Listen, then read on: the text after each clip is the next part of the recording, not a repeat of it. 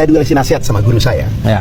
Kamu kalau mau bahagia, atur dirimu untuk tidak mengatur Allah. Ngatur. Kita ini ngatur atasan nggak berani.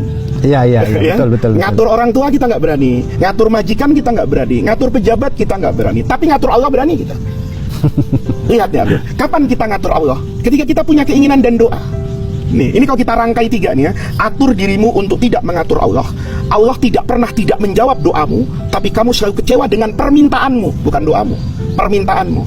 Ini kalau 2 kunci ini kita bisa jalani, maka yang ketiga, kita akan selalu melihat apa yang menjadi takdir kita itu sebagai pemberian yang paling agung dari Allah. Kita mulai langkah yang pertama. Atur dirimu untuk tidak mengatur Allah. Kita melihat ada orang kerja banting tulang, tahu-tahu nggak dapat apa-apa dia. Ya, saya sering naik taksi ya, Bro. Sahabat saya itu banyak sekali supir taksi. Itu setiap hari handphonenya dia jaga. Dia selalu berposisi agar GPS ketika itu di tempat yang ramai. Nggak dapat.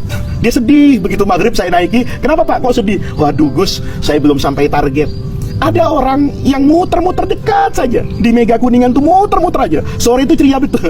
Saya tanya, Bapak kok banyak senyum ini? Alhamdulillah, yang naik tadi itu argonya hanya 15.000. Tapi rata-rata ngasih 30. Ini saya asar, ternyata tanpa saya harus berkeliling kemana-mana, saya sudah mencapai target. Lihat, jangan atur Allah. Saya itu Abdul kadang-kadang berpikir gini loh. Teman-teman saya itu banyak yang jadi politisi.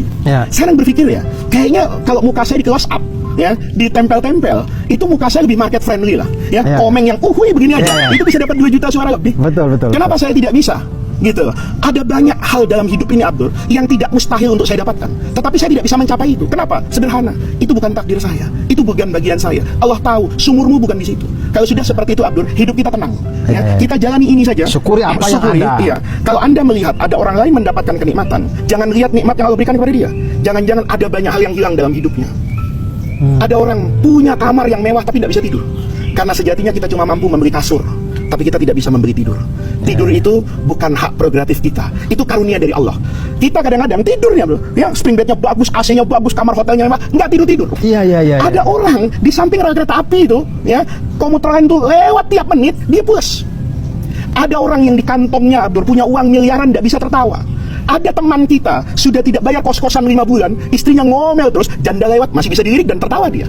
Kenapa? Walladzi adhaka wa abka. Sejatinya itu kan karunia Allah. Jadi ketika kita memahami takdir yang benar, kalau sudah tidak mengatur Allah, kemudian memandang apa yang Allah berikan itu sebagai karunia terindah, kita tenang dalam doa.